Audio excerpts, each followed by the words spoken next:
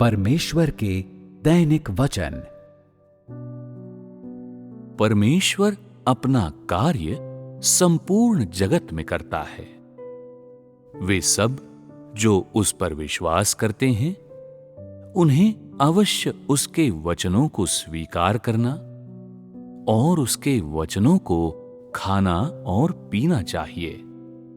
परमेश्वर द्वारा दिखाए गए संकेतों और चमत्कारों को देखकर कोई भी व्यक्ति परमेश्वर द्वारा प्राप्त नहीं किया जा सकता है।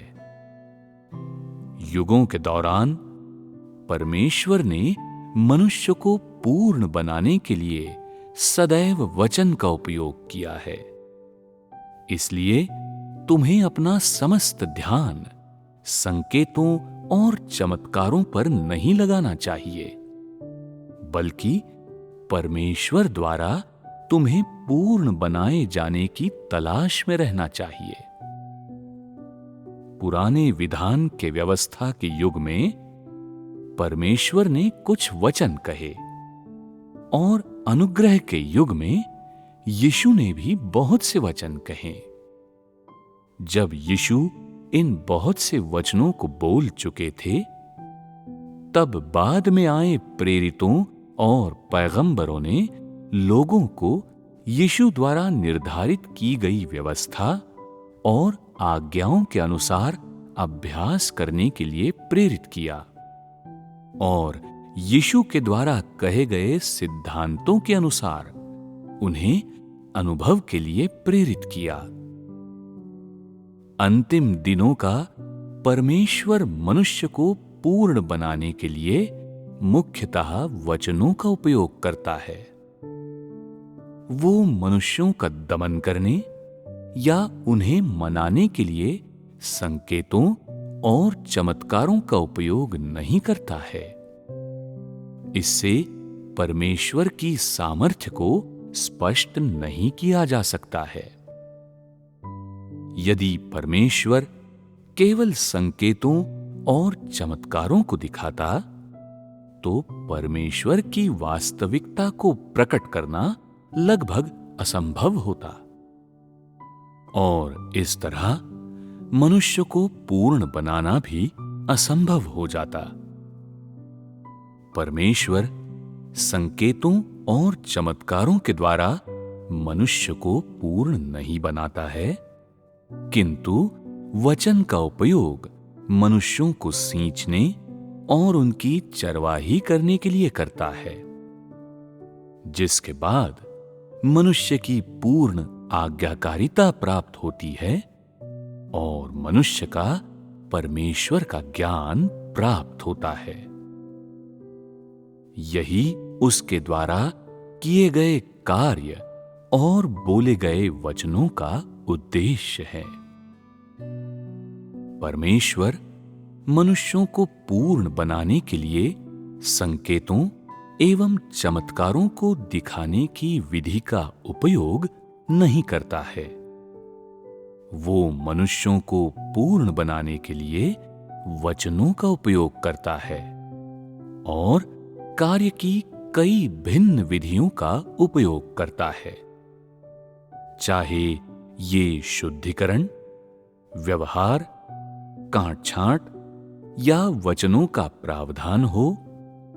मनुष्यों को पूर्ण बनाने के लिए और मनुष्य को परमेश्वर के कार्य, उसकी बुद्धि और चमत्कारिता का और अधिक ज्ञान देने के लिए परमेश्वर कई भिन्न भिन्न दृष्टिकोणों से बोलता है। अंत के दिनों में जब परमेश्वर युग का समापन करता है, उस समय जब मनुष्य को पूर्ण बना दिया जाता है, तब वो संकेतों और चमत्कारों को देखने के योग्य हो जाएगा।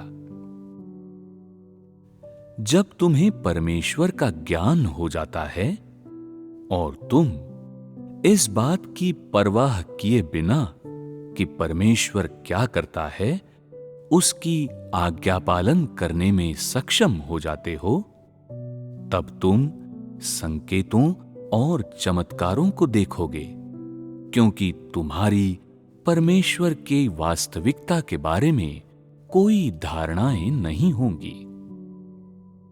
अभी इस समय तुम भ्रष्ट हो और परमेश्वर की पूर्ण आज्ञाकारिता में अक्षम हो। क्या तुम संकेतों और चमत्कारों को देखने के लिए अर्ह हो?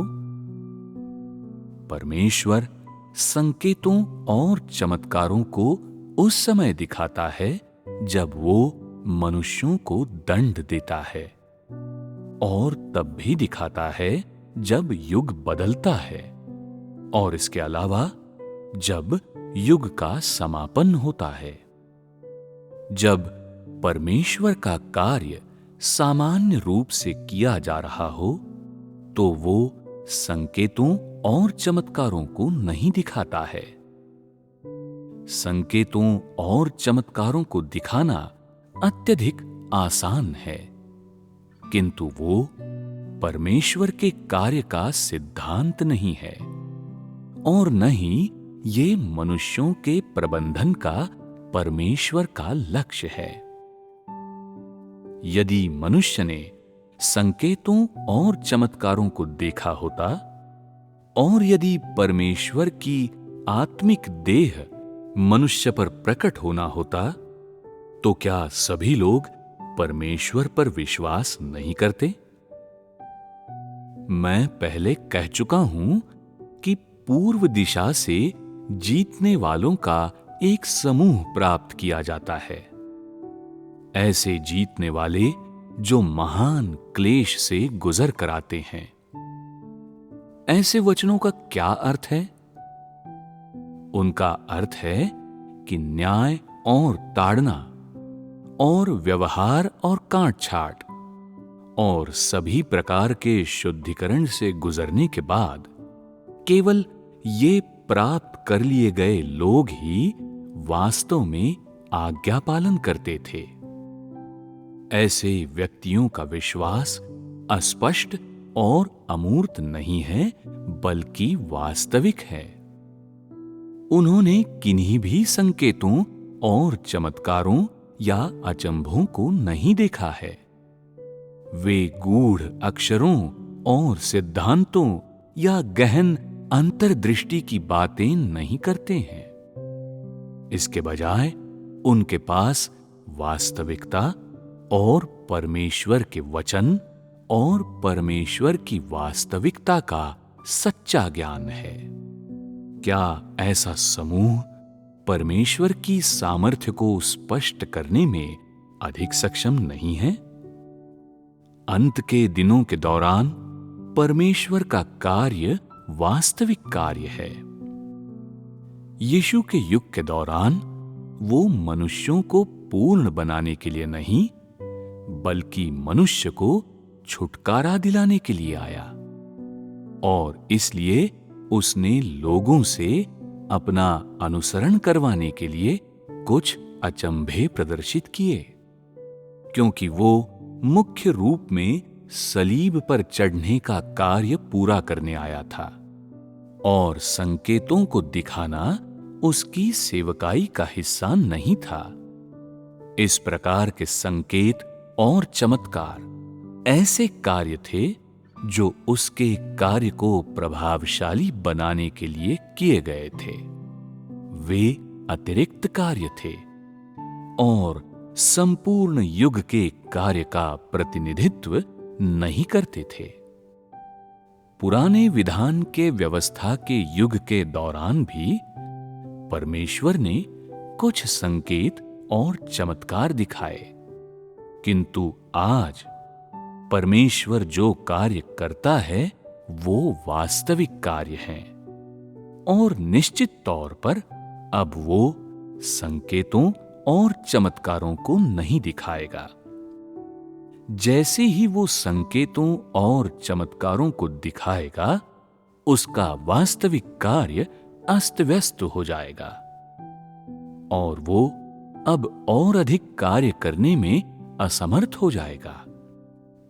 यदि परमेश्वर ने मनुष्यों को पूर्ण करने हेतु वचनों का उपयोग करने के लिए कहा, किंतु संकेतों और चमत्कारों को भी दिखाया, तब क्या ये स्पष्ट किया जा सकता था कि मनुष्य वास्तव में परमेश्वर पर विश्वास करता है अथवा नहीं?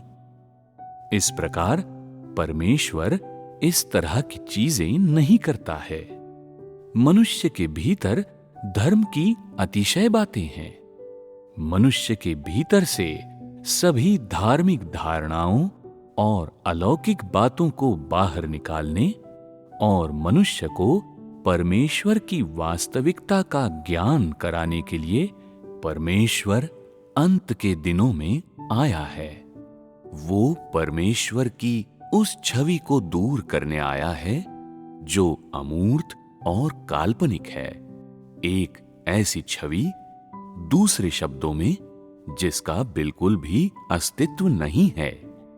और इसलिए अब तुम्हारे लिए जो बहुमूल्य है वो है वास्तविकता का ज्ञान होना। सत्य सभी बातों पर प्रबल है। आज तुम कितना सत्य धारण करते हो? क्या वो सब जो संकेतों और चमत्कारों को दिखाता है परमेश्वर है? दुष्टात्माएं भी संकेतों और चमत्कारों को दिखा सकती है, तो क्या वे सब परमेश्वर हैं? परमेश्वर पर अपने विश्वास में मनुष्य जिस चीज की खोज करता है वो सत्य है। वो जिसका अनुसरण करता है वो संकेतों और चमत्कारों के बजाय जीवन है। वे सब जो परमेश्वर में विश्वास करते हैं, उन सब का ऐसा ही लक्ष्य होना चाहिए।